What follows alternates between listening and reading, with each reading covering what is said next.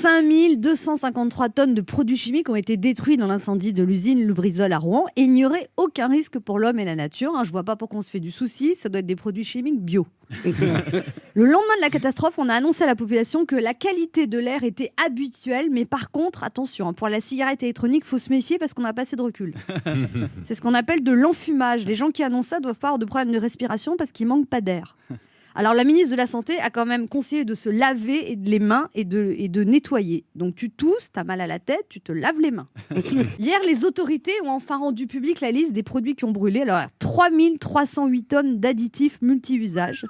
Additifs multi-usages, personne ne sait ce que c'est, mais je suis sûre qu'on peut déboucher les toilettes avec. Additif, ça rime avec apéritif, ça doit être pour ça qu'à Rouen, ils trinquent. Sinon, alors attention, il y a 711 tonnes d'améliorants de viscosité. Ça a l'air bien, ça. Oui. La viscosité, j'ai été regarder, c'est état de ce qui est visqueux. Voilà. Ouais. C'est la graisse que tu as dans le ventre, Jérémy. Ah, sympa. C'est sympa. C'est tout ça qui a explosé à Rouen. La graisse, c'est visqueux, améliorant de viscosité, c'est ce qui améliore la vie. Voilà, c'est clair, c'est clair comme l'eau de robinet du Rouen. Non, mauvais exemple. Sinon, il y a 221 tonnes de dispersants. Ça, on a remarqué que la fumée s'était bien dispersée. 219 tonnes d'huile vierge. À mon avis, il vaut mieux pas assaisonner la salade avec. Je comprends que les autorités ne veulent pas créer la panique, mais dire aux Rouennais, il n'y a pas de danger, c'est aussi crédible qu'un enfant que tu surprends en train d'écrire sur le mur et à qui tu demandes c'est toi, qui répond non, c'est pas moi, c'est ma main. C'est aussi crédible qu'un homme que tu surprends nu avec une autre femme et qui te dit non, mais c'est pas du tout ce que tu crois. C'est aussi crédible qu'un Parisien qui dirait Paris, ça roule très très bien.